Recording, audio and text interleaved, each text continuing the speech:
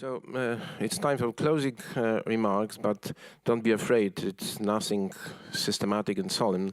It's rather a handful of short remarks and general impressions.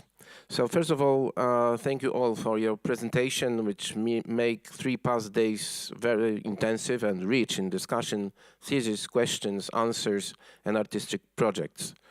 There is probably no possibility to summarize in any way so huge amount of information you delivered, so many interpretative perspectives you outlined, and so many points raised, so lively discussions both during the panels and in the lobby.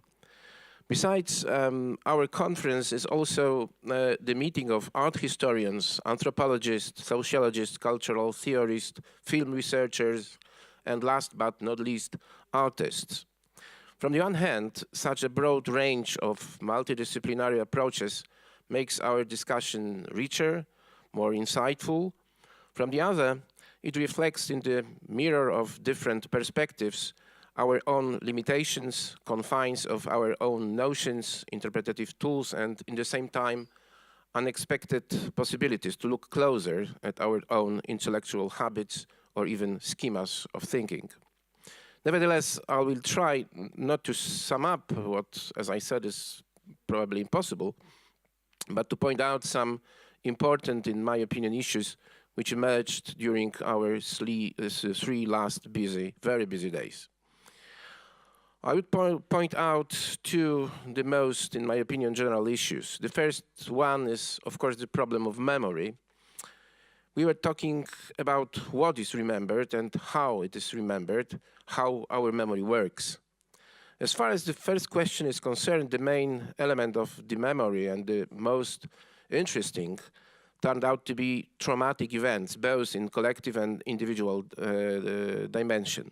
One can even have an impression that what is interesting for memory studies is always or must be traumatic.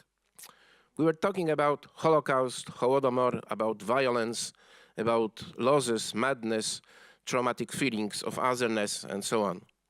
Even everyday life turned out to be just the cover of political tensions, ideological pressure on the minds of people. Almost no, let's say, positive memories were mentioned. Fortunately, artist helps us to understand that ambiguous meaning of the, if you remember, red ball with white dots is so complex that to confine it to the effect of experience of totalitarianism is not possible. As Louise Anader said, not all experiences have to be traumatic. The question how something is remembered, how it works, was answered in several ways. Mika Ball stated that memory is a 3-fold phenomenon. It is cultural, social, and individual.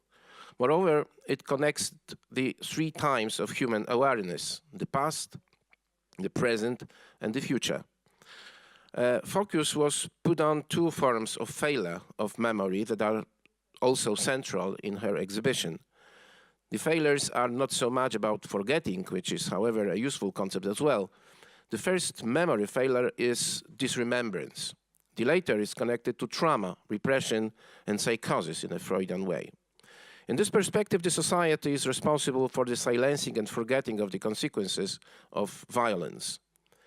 As contributor of disremembers, the society should also be responsible for the elimination of the effects of this neglect.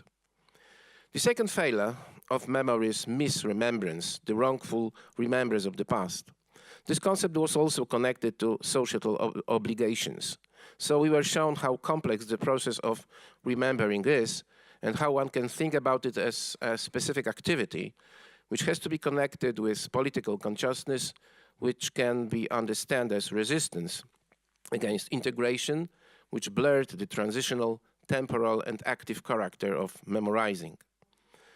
In this respect, we were talking about post-memory and about situations in which memory of traumatic events can or cannot be shared by the younger generations. Because the process of transferring the memory is blocked by the shame, the fear of repression, and the will not to remember. The second issue relates to the problem of the image. We are talking from the one hand about images which belong to the domain of art. Some speakers presented, as you probably remember, detailed and insightful analysis of complex visual structures of Matejko's, Baselitz, Stella's paintings or Rossing's graphics. From the other hand, the works of high artistic quality, subtle and complex, were confronted with, like Roma Sendyka put it, hoblet images, which have or they are supposed to have quite different status.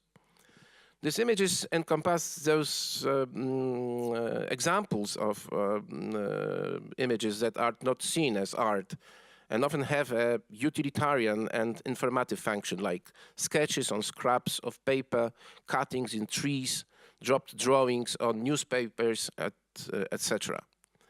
This confrontation, however, shows the necessity to reconsider some of our preconceptions concerning an artistic image. And this confrontation I have just mentioned, artistic versus non-artistic, intentional, accidental, visually ordered traces or quick notes. From the one hand, we have intentional works, which are the kind of active and similarly intentional response to the problem of memory and reality, but also in the same to art.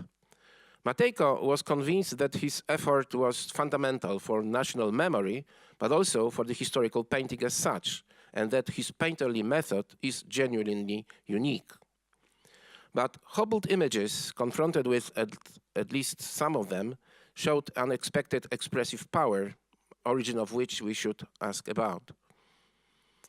They may be understood as traces of someone's existence, but unexpectedly they become existential traces with such directness about which modernist art was dreaming so intensively for a long time. What shows, like Katia Bernhardt said, that the image is always more than trace of testimony. And besides, as Ewa Kobnacka pointed out, the authentically affected work of art is in fact always to some extent uncompleted. The relation between diverse narratives and images is also the key element of the status of the image. So we discussed about images as material for building national identity, about art exhibitions presenting cultural heritage as a means of legitimizing of political power.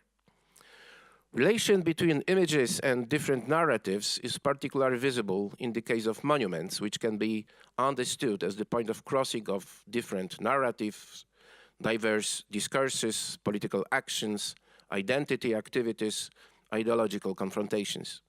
So we could see and learn during the conference how memories of wars and significant historical events were and still are, constructed and reconstructed through the building of monuments, and how monuments became elements of domestic and global politics, and how the awareness of multi-layered meaning of monuments and its complex function fuels the idea of counter-monuments which could possibly resist against ideological and political manipulation.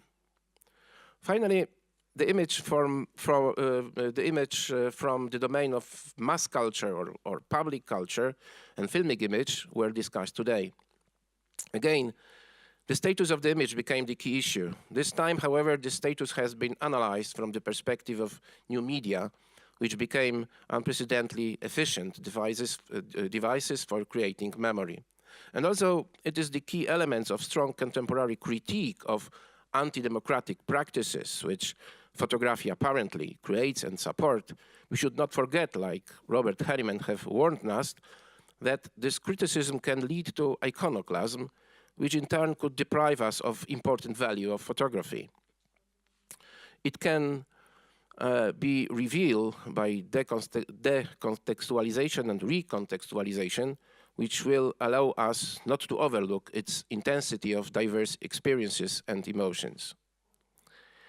I'm not going to conclude my remarks in any way or closing somehow such wide and intensive discussion. Rather, I would like to continue it, and of course it will be continued, and I hope that our meeting will be inspiring for its continuation in a wide range of forms. So I just would like to thank once again our special guests, all our speakers, the member of the audience for mutual exchange of thoughts, ideas, concepts, knowledge, and emotions.